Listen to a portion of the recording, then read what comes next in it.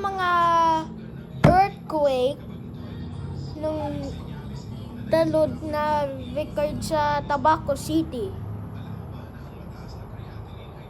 Sinagkalag ng house ng mga magnitude ng Volcan Mayon.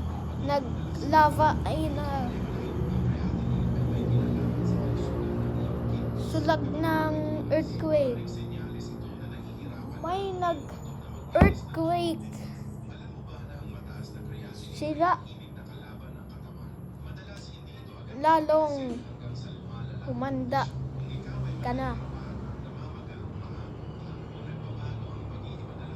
Please for remind you. Thanks.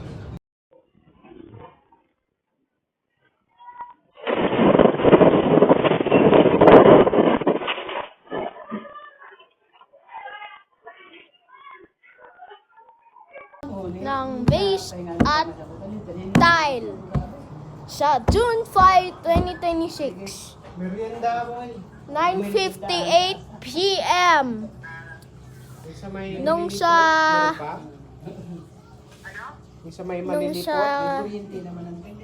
Tabaco.